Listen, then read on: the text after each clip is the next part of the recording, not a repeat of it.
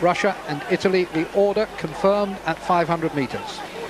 Britain just a fraction ahead of Russia. So far, so good. Britain raced well in the heat, really showed character and spirit, rode the whole way through. But they've got a tough one here against Russia, and they know it. But so far, they're right on terms with them. The Italians, who've been so strong in recent years, having a little bit of a battle in lane 4 nearest to us. The real race is between Britain and Russia on the far side of the course. The Canadians beginning to ease away. Russia just slightly ahead of Great Britain. And I don't expect this race to be determined really until the third quarter. I think it'll be very close indeed until we get into that third quarter. Perhaps then we might see the field open up a little bit. The Italians hopefully will prove to be the weaker of the group. Canadians were second in the heat, in which Great Britain finished fourth. We're approaching halfway. This is 1,000 metres, the first repechage of the men's eights, 2 to go through to the final. Canada are leading, Russia just slightly ahead of Great Britain, Italy in fourth. Italy now moving through Great Britain. Disappointing news, we slipped back a little bit, they were very close. And there we have Britain, Richard Hamilton at stroke. Roger Brown immediately behind him. 38 strokes a minute, but now they've got to start moving because the field's going to start to quicken. This British eight, coxed by Gary Herbert, never to be forgotten from the Cox pairs in Barcelona 4 years ago.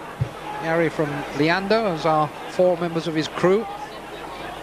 And he'll be asking for a big effort from them over the last half of this race. Now, this third 500 is very important. We dropped something like half a second in that last quarter, and they can't afford to let it happen.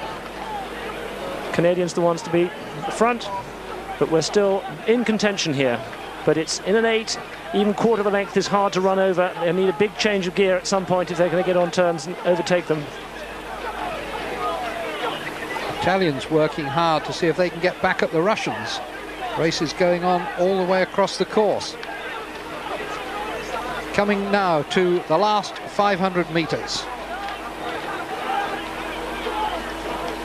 Last 500 metres of the first repechage of the men's eights, with Britain on the far side in lane 1, the Italians this side in 4, between them Russia and Canada.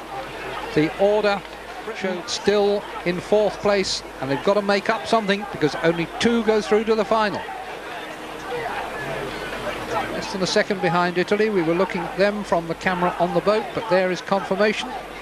Yes, I think that's a little bit later. I think it's getting very close over there.